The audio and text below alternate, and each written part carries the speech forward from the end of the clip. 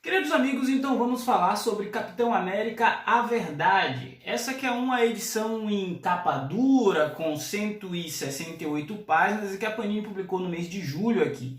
Essa edição é importantíssima, por quê? Porque ela é um resgate histórico de uma minissérie, né? A minissérie Vermelho, Branco e Negro, que foi publicada nos Estados Unidos em 2003 e só agora chegou no Brasil. Trata-se de uma história onde a gente vai conhecer um pouco mais sobre o Isaiah Bradley. Isaiah Bradley é aquele Capitão América negro que apareceu na série do MCU lá, o Falcão e Soldado Invernal. Confere aqui mais um pouquinho com a gente. Queridos amigos, hoje é dia de falar sobre um gibi do Capitão América. A essa altura do campeonato estou falando de Capitão América A Verdade, mas até chegar lá eu queria comentar com vocês que esse ano eu já li algumas HQs do Capitão América.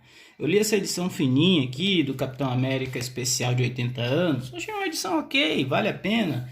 Para quem não conhece muito o personagem. Também chegou nas bancas o Capitão América, as primeiras histórias pelo Stan Lee, Jack Kirby, né?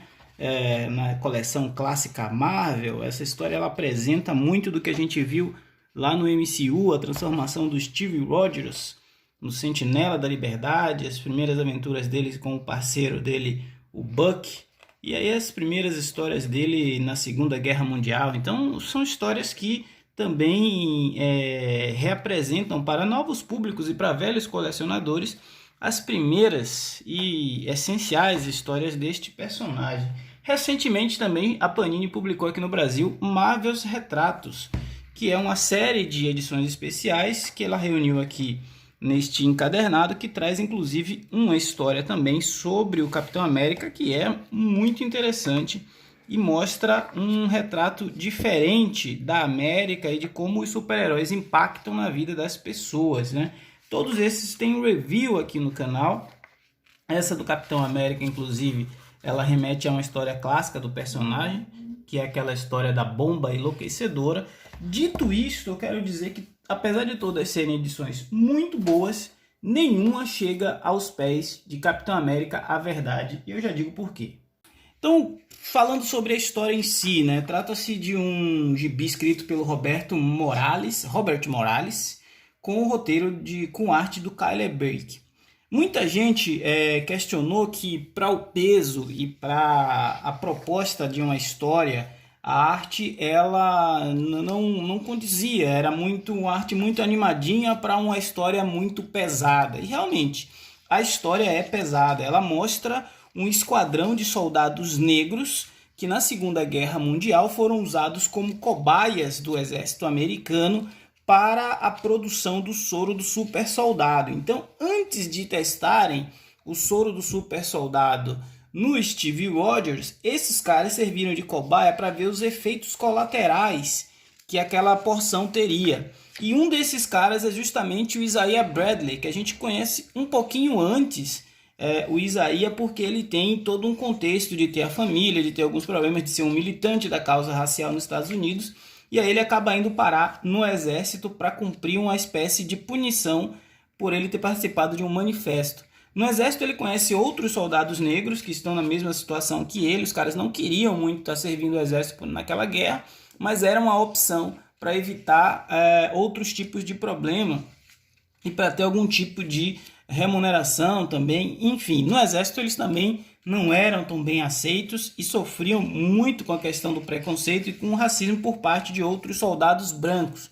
O que a gente vê aqui é um retrato fiel da dinâmica social americana, né? Aí chega um determinado ponto da história onde esse esquadrão de soldados ele é enviado para esse campo de teste, e nesse campo de teste apenas alguns são selecionados e o destino dos outros é o mero descarte de pessoas a serviço de um Estado que tem os seus próprios interesses e que tem as suas próprias prioridades, né? É uma história densa, é uma história bastante pesada, é uma história que ela mostra a cara mais sombria dos Estados Unidos e que traz luz assim sobre, se nós tivéssemos super-heróis nessas condições que foram criados, o Capitão América, por exemplo, será que seria uma história tão bonitinha assim? Não, não seria.